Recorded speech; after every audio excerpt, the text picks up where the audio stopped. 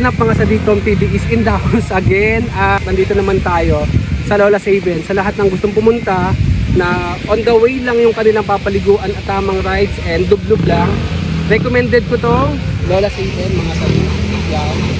Kasunod siya ng ayan, yung pinakang kanto doon. Pinlock Falls yan mga sadik. Yan, Pinlock Falls. Pagkatapos nyo dyan sa Pinlock Falls na yan, kanto lang ng tulay na yan pagitan mga sadik. May paliguan na naman tayo dito. Ayan, itong Lola's Haven. Tabing kalsada lang yan. I-update ko kayo ngayon mga sadik kung magkano yung entrance at mga cottage dito. So tara, pasok na tayo. Umuulan. Umuulan. Kakatapos lang natin dun sa may kabila yung Pinlock Resort, Pinlock Falls. Ito naman tayo sa Lola's Haven para sa update ng kanilang rates at mga cottages. Napakalapit lang mga sadik from highway. Ito lang, bababa lang kayo, ilang steps lang. Tapos nandito na tayo. Ayun yung may babantay.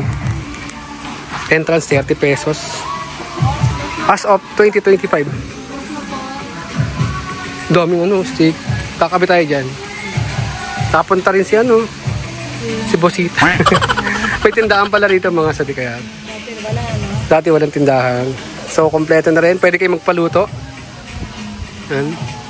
Yung mga cottage dito mga sadik nagre-range ng 300 to 1,000 plus. May overnight din kayo. Pwede kayo mag-overnight dito. Gawa ng meron doong rooms. Ayan, dyan banda may rooms dyan. Tapos marami, napapalibutan na naman ng cottage dito. Ayan, yung cottage number 5 is 300 pesos. Ayan, solid na rin yan. Mga sadik, napakalino ng tubig. Running water.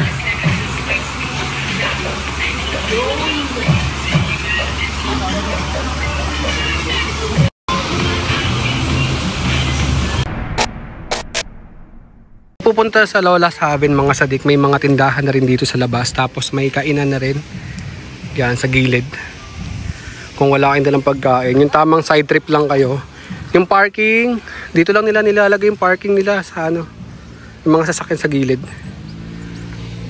Tapos yun yung pinakamaganda. Etong place na to mga sadik, picture. Ayun yung kasabay natin kanina sa Pinlock Falls. Hey. So tapos na tayo rito mga sadik sa Lola's Haven. Maghahanap naman tayo ulit ng panibagong resort na malapit lang mismo sa kalsada. Kaya tara, samahan niyo na ako. Let's go! Damn.